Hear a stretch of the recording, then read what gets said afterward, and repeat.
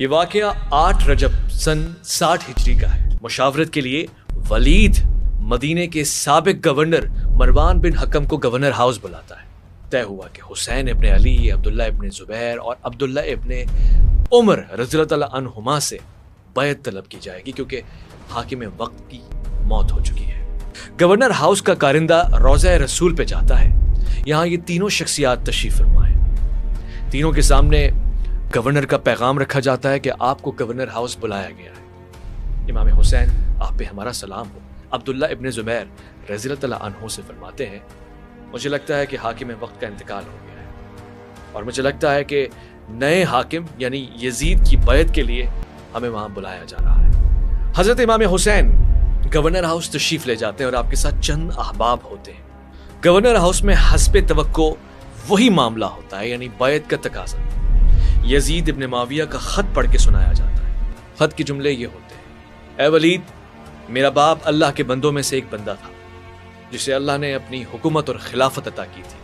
اب وہ فوت ہو چکا ہے اور اس نے مجھے اپنی زندگی میں اپنا ولی عہد نامزد کیا، لہٰذا جو ہی میرا خط تم تک پہنچے ان 3 شخصیات کی بیعت فی الفور لے کر مجھ تک ارسال کرو، جن میں حسین ابن علی کا نام سر فہرست ہوتا ہے۔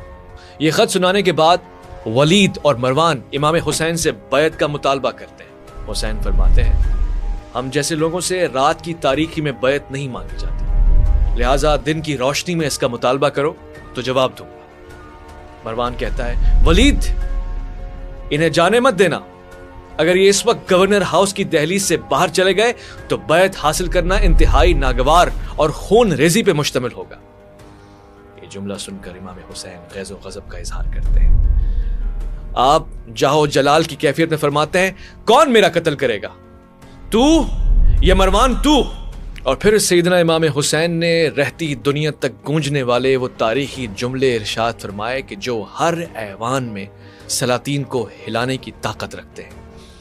آپ نے فرمایا، مثلی لا یباع مثلہ، مجھ جیسا اس جیسے کی بیعت کبھی نہ کر سکے گا۔ حجت تمام کرنے کے لیے حضرت سیدنا امام حسین نے فرمایا، اے امیر، ہم خاندان نبوت اور معدن رسالت ہیں، ہمارے گھروں پر فرشتوں کی آمد مسلسل رہتی ہے، ہمارے خانوادے پر الہی رحمتوں کا نزول ہوتا ہے۔ اللہ تبارک و تعالیٰ نے اسلام کو ہمارے گھرانے سے شروع کیا اور آخری وقت تک ہمارے گھرانے میں رہے گا۔ لیکن ان تمام چیزوں کے برعکس تم یزید جیسے شخص کی بیعت کا مطالبہ مجھ سے کر رہے ہو، جو شراب خور ہے، بے گناہ انسانوں کا قتل کرتا ہے، واللہ اللہ تبارک و تعالیٰ کے احکام کو پامال کرنے میں سر فہرست ہے، کھلی ہوئی عیاشی اور فسق و فجور میں مبتلا ہے۔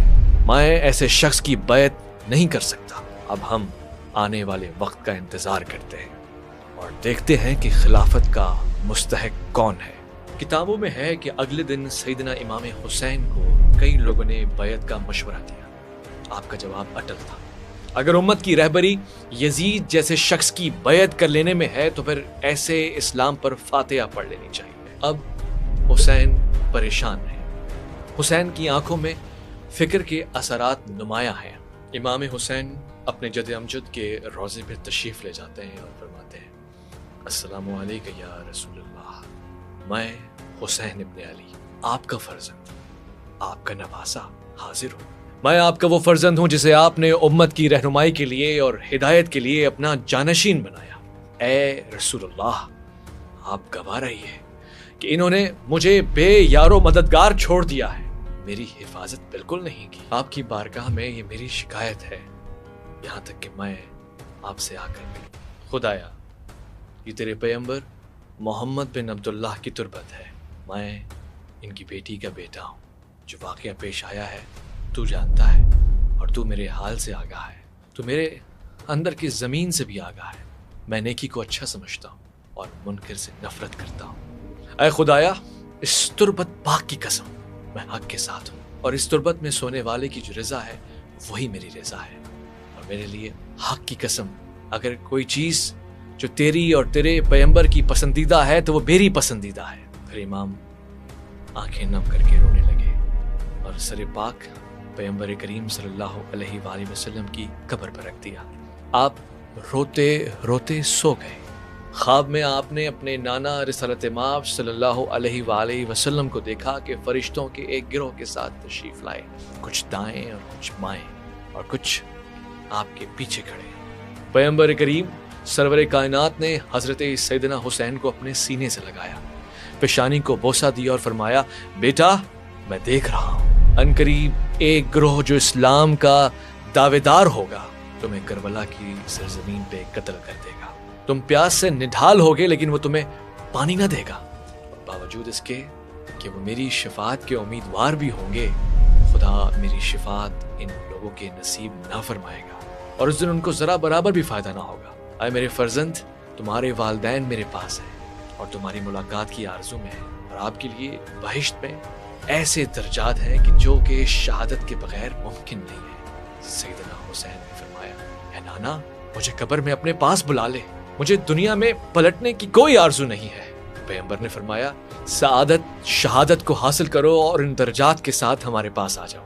اس کے بعد امام نیند سے بیدار ہو گئے۔ اب حسین نے مدینے سے رخصت لینے کا ارادہ کر لیا ہے۔ امام مدینے کو الوداع کہنا چاہتے ہیں۔ اسی دورانیے میں امام سیدنا حسین، آپ پہ ہمارا سلام ہو، آپ کے نسبی بھائی یعنی حضرت محمد حنفیہ رضی اللہ تعالیٰ عنہ تشریف لائے۔ آپ کی والدہ خولہ بنت جعفر حنفیہ تھیں، جن کے بطن سے صرف ایک ہی اولاد پیدا ہوئی جن کا نام محمد کنیت ابو القاسم تھی۔ آپ ابن حنفیہ کے نام سے مشہور ہیں۔ آپ کی وفات 81 ہجری میں ہوئی اور آپ کا مدفن طائف ہے۔ 60 ہجری میں آپ بیمار تھے اور آپ کا ہاتھ شل تھا، جس کی وجہ سے آپ امام کے ساتھ کربلا نہ جا سکے۔ محمد ابن حنفیہ نے امام حسین کے ساتھ پیش آنے والے سلوک اور برتاؤ پر افسوس کا اظہار کیا۔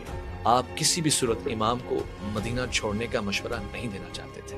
آپ نے فرمایا کہ ہمیں یہیں مدینے سے ایک تحریک کا آغاز کرنا چاہیے جو یزید کی فوج سے مقابلہ کر سکے۔ انہوں نے اس خدشے کا بھی اظہار فرمایا کہ نزدیک ہی شہروں میں ٹھہرنے کی وجہ سے لوگ تقسیم ہو جائیں گے اور اس طرح اہل بیت رسالت مآب کو نقصان پہنچے گا۔ امام نے فرمایا، اے میرے بھائی، اگر اس وسیع و عریض دنیا میں میرے لیے کوئی پناہ ہے بھی تب بھی میں یزید کی بیعت نہ کروں گا۔ اے میرے بھائی، اللہ تبارک و تعالی آپ کو اس خیر خواہی اور ہمدردی کا بہترین اجر عطا فرمائے۔ میں نے مکہ جانے کا فیصلہ کر لیا ہے۔ میرے بھتیجے اور کچھ لوگ ساتھ جائیں گے۔ وہ تیار ہیں کیونکہ یہ لوگ میرے مشن سے اتفاق کرتے ہیں۔ ان کے اہداف بھی وہی ہیں جو میرے مقاصد ہیں۔ آپ کے ذمے یہ کام ہے کہ میری عدم موجودگی میں آپ یہاں مدینے میں میری آنکھ بند کر رہے ہیں۔ حضرت عبداللہ ابن عباس سے امام حسین کی ملاقات۔ عبداللہ ابن عباس رضی اللہ تعالیٰ عنہ ایک نامی گرامی شخصیت ہیں۔ آپ حضرت علی کرم اللہ وجہہ کے انتہائی قریب اور انتہائی وفادار ساتھی رہے ہیں۔ آپ کو جو ہی علم ہوا کہ امام حسین مدینے کو رخصت کہنا چاہتے ہیں، الوداع کہنا چاہتے ہیں، آپ حاضر ہوئے۔ عرض کیا کہ اے حسین، میں یہ دیکھ رہا ہوں کہ جیسے آپ نے پچھلی حکومت کے دور میں صبر فرمایا، یزید کے دور میں بھی ویسے ہی صبر فرما لیجئے تاکہ حکم الہی سے کوئی حل نکل آئے اور آپ کے اہداف بھی پورے ہو جائیں۔ امام حسین نے فرمایا، کیا کہہ رہے ہو؟ میں یزید کی بیعت کرنے والا نہیں ہوں، کیونکہ رسول پاک نے جو کچھ بھی فرمایا ہے وہ مجھے یاد ہے۔ عبداللہ ابن عباس نے کہا، آپ درست فرماتے ہیں، میں نے خود رسول خدا سے سنا تھا اور اس میں کوئی شک نہیں ہے کہ میرے بیٹے اور میری بیٹی کے بیٹے حسین کو قتل کر دیا جائے گا۔ امام نے فرمایا، اے عبداللہ، کیا کہتا ہے اس جماعت کے بارے میں جس کے افراد اللہ کے رسول کے بیٹے اور اس کی بیٹی کے بیٹے کو گھر سے نکالنا چاہتے ہیں، تکلیف پہنچانا چاہتے ہیں اور اپنے جد کی تربت کی زیارت سے روکتے ہیں، اور مجھے روضہ رسول سے محروم کرنا چاہتے ہیں۔ مجھے ڈرایا جا رہا ہے، مجھے وطن چھوڑنے پہ مجبور کیا جا رہا ہے، جبکہ میرا کوئی گناہ بھی نہیں ہے۔ عبداللہ ابن عباس نے کہا، میں اس کے علاوہ کچھ نہیں کہتا کہ ایسے لوگ کافر ہیں، نہ ان کی نماز قبول ہے اور نہ ان کی کوئی عبادت، نہ ان کا کوئی ذکر قبول ہے اور نہ ہی ان کا کوئی عمل قابل قبول ہے۔ اے فرزند رسول، آپ امیر، نیک، سرور، فرزند نیک، بنت رسول اور حضرت علی کرم اللہ وجہہ کی آنکھوں کی ٹھنڈک ہے۔ یہ خیال نہ کرو کہ خدا تعالی ظالموں کے افعال سے غافل ہے۔ میں گواہی دیتا ہوں کہ جو شخص بھی آپ کے جد کی مجاورت اور محبت سے منہ پھیر لے گا، دنیا اور آخرت میں اس کا کوئی مقام اور حصہ نہیں رہے گا۔ امام حسین نے فرمایا میرے اللہ گواہ رہنا۔ ابن عباس نے کہا میری جان آپ پر قربان، آپ جو اس طرح مجھے اپنی شہادت کی خبر دے رہے ہیں، مجھے اپنے واقعے سے آگاہ کر رہے ہیں، اگر میرے تعاون اور نصرت کی ضرورت ہو تو میں خدا کی قسم آپ کی حمایت میں اپنی گردن کٹانے کو تیار ہوں، میرے دونوں ہاتھ کٹ کر گر جائیں اور آپ کا حق ادا نہ ہو۔ عبداللہ ابن عباس کی امام حسین سے ملاقات۔ تاریخ کی ایک نامور شخصیت، خلافت اسلام کے دوسرے عظیم خلیفہ حضرت عمر فاروق رضی اللہ عنہ کے فرزند عبداللہ ابن عمر رضی اللہ عنہ تشریف لے کر آئے۔ آپ کا مقصد امام حسین سے محبت کا اظہار کرنا تھا۔ آپ کی گفتگو سیدنا امام حسین سے کچھ یوں ہوئی، اے ابا عبداللہ، اپنے ارادے کو ترک کر دیں اور ہمارے ساتھ یزید کی بیعت کر لیں، اپنے گھر اپنے نانا کے حرم سے محروم نہ رہیں۔ یزید کی بیعت کر لینے میں ہم سب کے لیے آسانی ہے، ورنہ زبردستی بیعت لی جائے گی اور آپ کا امن اور سکون چھین لیا جائے گا۔ امام حسین علیہ السلام نے فرمایا میں ان باتوں پہ لعنت کرتا ہوں، کیا میں اپنے نظریے میں غلط ہوں کہ تم مجھے اس کی بیعت کر لینے کی صلاح دے رہے ہو؟ عبداللہ ابن عمر رضی اللہ عنہ نے فرمایا آپ غلطی پہ نہیں ہیں، یہ ممکن ہی نہیں کہ خداوند متعال دختر رسول کے فرزند کو غلطی پہ رکھے، لیکن آپ نے نہیں سنا کہ زمانہ کبھی کبھار الٹی چال چلتا ہے۔ میں اے حسین اس بات سے ڈرتا ہوں کہ یہ زمانہ آپ کی طرف لپک پڑے اور آپ کو اپنا شکار بنا لے، وہ ایسا کام کریں کہ جس سے آپ کی حرمت پامال ہو اور آپ برداشت نہ کر سکیں۔ عافیت اسی میں ہے کہ ہم اور آپ اتفاق کریں اور مدینے میں ہمارے ساتھ بیعت کر لیں۔ امام حسین نے فرمایا میں یزید کی بیعت کبھی نہیں کروں گا، میں اپنے نانا کی سنت اور اپنی بابا کی سنت پہ چلوں گا۔ حضرت مولا کائنات علی کرم اللہ وجہ کی شخصیت، جو شخص بھی میری اتباع کرے گا اس نے حق کو قبول کر لیا اور اسے سعادت اور سلامتی ملے گی۔ اے عمر کے بیٹے سن لو، جو شخص بھی میرا انکار کرے گا اور میری اطاعت سے خارج ہو جائے گا اس کے بارے میں صبر کروں گا یہاں تک کہ خدا میرے اور اس کے درمیان خود کوئی فیصلہ کر لے۔ اس کے بعد امام نے اپنے بھائی محمد ابن حنفیہ کی طرف توجہ دی اور فرمایا خدا توفیق کو رفیق بنائے، اب تمہیں الوداع کہنے کا وقت آ گیا ہے۔ والسلام علی من تبع الہدی، اس پہ سلام کہ جس نے ہدایت کی پیروی کی۔ امام پاک کی اپنی نانی حضور جناب حضرت ام سلمہ رضی اللہ عنہا سے ملاقات۔ جیسے ہی جناب حضرت ام سلمہ رضی اللہ عنہا کو امام حسین کے مدینے کو چھوڑنے اور عراق کی طرف جانے کی اطلاع ملی، آپ عصا کا سہارا لیے چلی آئیں۔ آپ نے کہا اے حسین، میں نے سنا ہے کہ تم مدینے کو چھوڑنا چاہتے ہو، میں نے سنا ہے کہ تم عراق کی طرف جانا چاہتے ہو۔ اے حسین، میری گزارش ہے کہ تم عراق کے سفر کا ارادہ ترک کر دو، مجھے خود سے فراقت دے کر میرے دل کو غمگین نہ کرو، کیونکہ میں نے سن رکھا ہے تمہارے نانا رسالت مآب صلی اللہ علیہ وآلہ وسلم سے کہ میرے نواسے کو سرزمین عراق میں شہید کر دیا جائے گا۔ امام پاک نے فرمایا اے نانی اماں، اس بات کو تو میں خوب جانتا ہوں، میں خوب جانتا ہوں کہ کس دن میں نے قتل ہونا ہے اور اپنے قاتل کو بھی اچھی طرح پہچانتا ہوں، اپنے مدفن کو بھی اور اپنے اہل بیت کے مدفن کو بھی، اور مستقبل کی ہر خبر کو میرے سامنے روشن رکھ دیا گیا ہے۔ نانی اماں، اگر آپ چاہتی ہیں تو میں اپنا مقتل آپ کو دکھا سکتا ہوں، آپ بھی جان جائیے گا۔ روایات میں ہے کہ امام سید حسین نے اپنی 2 انگلیوں کے اشارے سے اپنی نانی پاک کو وہ جگہ دکھائی کہ جہاں آپ کو دفن ہونا ہے۔ نانی اس مٹی کو پہچانتی تھی۔ حضرت جناب ام سلمہ رضی اللہ تعالی عنہا کو رسالت مآب نے اس مٹی کے بارے میں پہلے سے بتایا تھا۔ اب نانی جان نے فرمایا اے حسین، ہو سکے تو اپنے ساتھ بہن بیٹیوں کو نہ لے کے جاؤ، ہو سکے تو انہیں مدینے میں ہی رہنے دو۔ امام حسین نے فرمایا میں مقتول ہوں گا، میری بیٹیاں اور میری بہنیں قید ہوں گی، یہ سب کچھ اللہ کی رضا سے ہے، انہیں شہر سے شہر پھرایا جائے گا اور کوئی ان کا مدد کرنے والا نہ ہوگا۔ جناب حضرت ام سلمہ نے فرمایا جس دن سے آپ کے نانا نے یہ حدیث مجھے بتائی تھی میں اس دن سے پریشان تھی، میں اپنے پاس خاک کربلا جو رکھتی ہوں اس کو ہمیشہ دیکھتی ہوں، اس شیشے پہ میری نگاہ بندھی رہتی ہے۔ امام نے فرمایا ہاں خدا کی قسم مجھے اسی زمین پہ قتل کیا جائے گا اور میں کہیں بھی ہوں مجھے کربلا کی خاک اڑائی جائے گی، وہ مجھے اس زمین پہ قتل کر دیں گے۔ اس کے بعد امام نے اس مٹی کی طرف اشارہ کر کے کہا نانی جان اس پہ نگاہ جمائے رکھیے گا۔ اب بات بہت بڑھ چکی تھی، حسین ابن علی نے صاف طور سے بیعت سے انکار کر دیا تھا۔ اہل مدینہ، اہل مکہ اور اہل شام و کوفہ اسے غور سے دیکھ رہے تھے۔ حسین کسی صورت بیعت کرنے پہ رضامند نہ تھے۔ اگلے دن مروان بن حکم خود چل کر حسین ابن علی کے پاس آیا۔ یہ اپنی دانش میں حسین ابن علی کو مشورہ دینا چاہتا تھا۔ اس نے کہا، حسین، میں آپ کا دشمن نہیں ہوں، میں جو آپ کو مشورہ دے رہا ہوں اسے مان لیں۔ آپ یزید کی بیعت کر لیں، اسی میں عافیت ہے۔ آپ ہی اس فتنے کو دبا سکتے ہیں۔ آپ خود کو اور اپنے خانوادے کو آگ سے بچائیے، اس کشمکش سے بچائیے کہ قتل و غارت شروع ہو جائے۔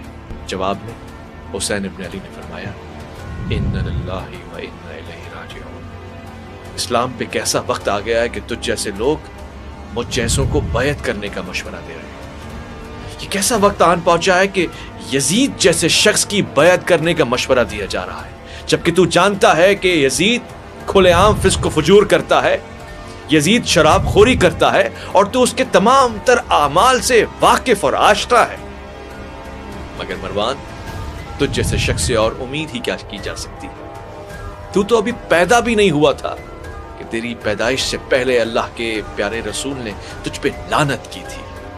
یہ جملے سن کر مروان آگ ببولا ہو گیا۔ اس نے ولید بن عتبہ سے کہا، تم نے حسین کو جانے ہی کیوں دیا؟ تم اسی وقت حسین کا قتل کر دیتے تو بہتر تھا۔ جب امام سیدنا حسین ابن علی نے مدینے کو چھوڑنے کا ارادہ کیا تو لگتا تھا کہ پورا مدینہ حسین ابن علی کے ساتھ مکہ مکرمہ جائے گا اور پھر وہاں سے عراق۔ مگر ہوا اس کے برعکس۔ حسین ابن علی نے گھر کے چند افراد کو اپنے ساتھ لیا۔ ان میں سے کثیر تعداد رشتہ داروں کی تھی یا غلاموں کی۔ اگر ایک فہرست بنائی جائے تو حسین ابن علی کے ساتھ مدینے سے سفر کرنے والے افراد یہ تھے۔ سب سے پہلے امام حسین کی 12 بہنیں آپ کے ساتھ تھیں، جس میں حضرت زینب کبریٰ، حضرت زینب صغریٰ، حضرت فاطمہ جن کی کنیت ام کلثوم ہے، حضرت خدیجہ جن کی ماں ام ولد تھی، حضرت رقیہ کبریٰ، حضرت ام ہانی، حضرت رملہ کبریٰ، حضرت رقیہ صغریٰ، حضرت فاطمہ صغریٰ۔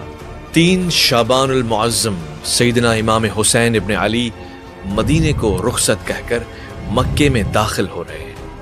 مکے میں آپ کا پرتپاک استقبال ہوا۔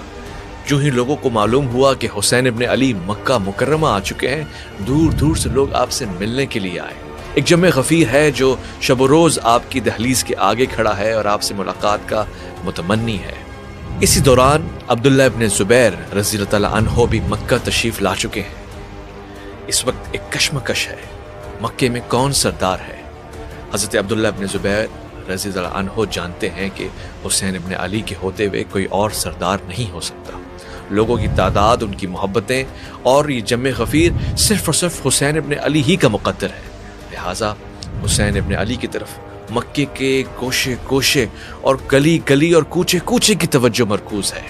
کوفیوں کو جیسے ہی علم ہوا کہ حسین نے مدینے کو رخصت کہا، یزید کی بیعت سے انکار کیا اور مکہ تشریف لا چکے ہیں، کوفیوں نے جوک در جوک سیدنا امام حسین ابن علی کو خط لکھنا شروع کر دیا۔ ایک کثیر تعداد خطوط کی خود حسین ابن علی کے حوالے کی گئی۔ ان خطوط کے متن کو اگر خلاصتاً سمجھا جائے تو ہر خط چیخ چیخ کے یہ کہہ رہا تھا کہ حسین ابن علی، عراق کی سرزمین پہ آ جائیے، ہم نے آپ کے ہاتھوں پہ بیعت کر لی ہے، ہم اپنی جانیں آپ کے آگے قربان کرنا چاہتے ہیں۔